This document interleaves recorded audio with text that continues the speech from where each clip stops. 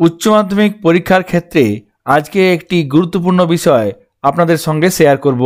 उच्च माध्यमिक परीक्षार क्षेत्रे CWSN कैंडिडेटरा किभाबे राइटार पाबेन, एक्सट्रा टाइम किभाबे पाबेन सेई निये विस्तारित तथ्य आज के आपनादेर संगे शेयर करब।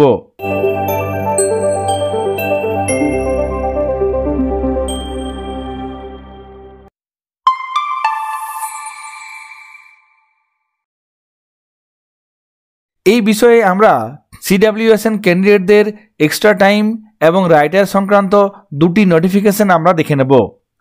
এখানে দেখুন, এই বিজ্ঞপ্তিতে উচ্চ মাধ্যমিক শিক্ষা সংসদের তরফ থেকে বলা হয়েছে যে এই ধরনের অ্যাপ্লিকেশন অবশ্যই বিদ্যালয়ের প্রধানের মাধ্যমে করতে হবে। এক্ষেত্রে এই আবেদন কাউন্সিলের রিজিওনাল অফিসের ডেপুটি সেক্রেটারিকে করতে হবে। এখানে দেখুন, লেখায় সাহায্যকারী নেওয়ার জন্য অর্থাৎ রাইটার নেওয়ার জন্য এক্ষেত্রে কি কি অপশনগুলি জানতে হবে বা কিভাবে আবেদন করতে হবে সেই তথ্যগুলি এখানে দেওয়া আছে। এক নম্বরে দেওয়া আছে বিদ্যায়তনের প্রধানের মাধ্যমে আবেদন করতে হবে। অবশ্যই CWSN ক্যান্ডিডেটদের জন্য রাইটারের আবেদনের ক্ষেত্রে বিদ্যালয়ের প্রধানের মাধ্যমে করতে হবে এবং এই আবেদন করতে হবে কাউন্সিলের রিজিওনাল অফিসের ডেপুটি সেক্রেটারিকে। 2 নম্বরে বলা হয়েছে প্রতিটি আবেদনপত্রের সঙ্গে আবেদনকারী ও রাইটারের 4 কপি করে ফটো দিতে হবে। 3 নম্বরে বলা হয়েছে সাহায্যকারী অর্থাৎ রাইটারের শিক্ষাগত যোগ্যতা অনধিক একাদশ শ্রেণীর যোগ্যতা সম্পন্ন হতে হবে এবং তা বিদ্যালয়ের প্রধানের মাধ্যমে প্রত্যায়িত করতে হবে। 4 নম্বরে বলা হচ্ছে শারীরিক প্রতিবন্ধী ফিজিক্যালি চ্যালেঞ্জ সম্পর্কিত সরকারি সার্টিফিকেট যুক্ত করতে হবে, অর্থাৎ ফিজিক্যালি হ্যান্ডিক্যাপ সার্টিফিকেট প্রয়োজন হবে। অর্থাৎ ফিজিক্যালি চ্যালেঞ্জ বা ফিজিক্যালি হ্যান্ডিক্যাপের যে সার্টিফিকেট আছে সেই সার্টিফিকেট এই আবেদনপত্রের সঙ্গে দিতে হবে। 5 নম্বরে বলা হচ্ছে যে কেন্দ্রে ওই পরীক্ষার্থী পরীক্ষা দেবে সেই কেন্দ্রের নাম ও কোড নম্বর উল্লেখ করতে হবে এবং অ্যাডমিট কার্ডের ফটোকপি যুক্ত করতে হবে। 6 নম্বরে বলা হচ্ছে মাধ্যমিক পরীক্ষায় যদি রাইটার নিয়ে থাকে সেই তথ্য অর্থাৎ সেই নথিপত্র এর সঙ্গে যুক্ত করতে হবে। 7 নম্বরে বলা হচ্ছে আবেদনকারীকে অবশ্যই আবেদনপত্রের সঙ্গে মোবাইল নম্বর উল্লেখ করতে হবে। অতিরিক্ত সময় নেওয়ার জন্য যেভাবে আবেদন করতে হবে এবং কি কি তথ্য লাগবে সেগুলি এখানে বলা আছে। 1 নম্বরে বলা আছে বিদ্যায়তনের প্রধানের মাধ্যমে এই আবেদনপত্র দিতে হবে। 2 নম্বরে বলা হচ্ছে আবেদনকারীকে আবেদনপত্রের সঙ্গে 2 কপি পাসপোর্ট সাইজ ফটো জমা দিতে হবে। শারীরিক প্রতিবন্ধী বা ফিজিক্যালি চ্যালেঞ্জ সম্পর্কিত সরকারি সার্টিফিকেট যুক্ত করতে হবে। 4 নম্বরে বলা হচ্ছে যে কেন্দ্রে এই পরীক্ষার্থী পরীক্ষা দেবে সেই কেন্দ্রের নাম ও কোড নম্বর উল্লেখ করতে হবে। 5 নম্বরে বলা হচ্ছে ক্যান্ডিডেটের অ্যাডমিট কার্ডের ফটোকপি যুক্ত করতে হবে। 6 নম্বরে বলা হচ্ছে মাধ্যমিক পরীক্ষায় অতিরিক্ত সময়ের অনুমতিপত্রের ফটোকপি এই আবেদনপত্রের সঙ্গে যুক্ত করতে হবে। অর্থাৎ মাধ্যমিক পরীক্ষায় যদি অতিরিক্ত সময়ের জন্য অনুমতি নিয়ে থাকেন সেক্ষেত্রে সেই আবেদনপত্রের ফটোকপি এর সঙ্গে যুক্ত করতে হবে। 7 নম্বরে বলা হচ্ছে আবেদনকারীকে আবেদনপত্রের মধ্যে অবশ্যই মোবাইল নম্বর উল্লেখ করতে হবে।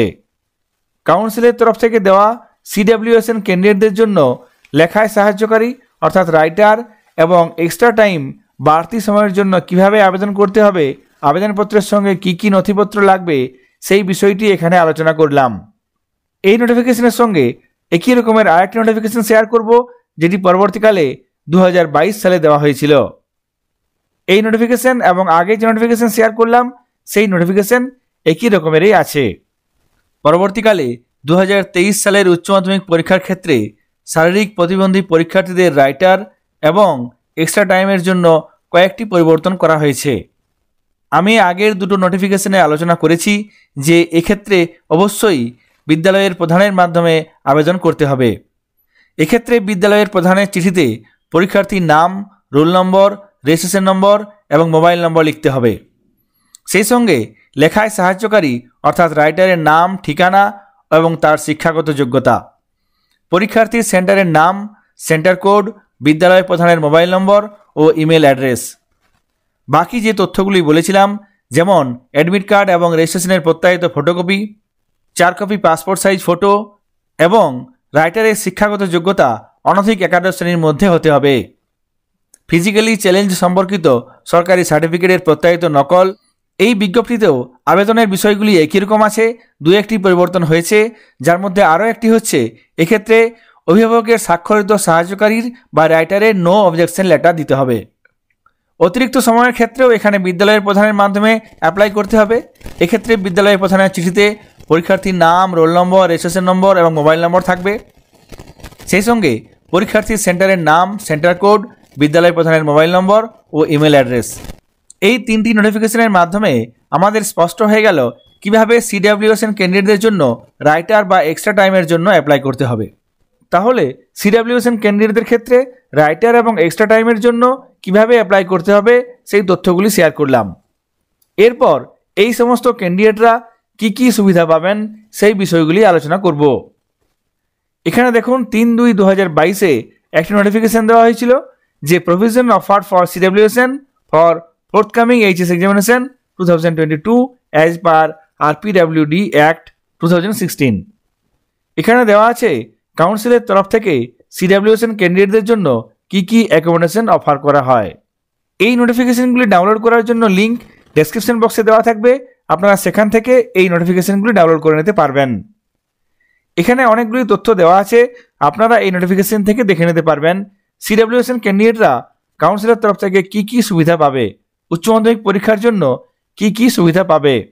এক্ষেত্রে মোট 18 ধরনের সুবিধা সিডাব্লিউএসএন ক্যান্ডিডেটরা পেয়ে থাকে। এই নোটিফিকেশন ডাউনলোড করার জন্য ডেসক্রিপশন বক্সে লিঙ্ক দেওয়া থাকবে, আপনারা সেই লিঙ্কে ক্লিক করে পিডিএফ ডাউনলোড করে নিতে পারবেন।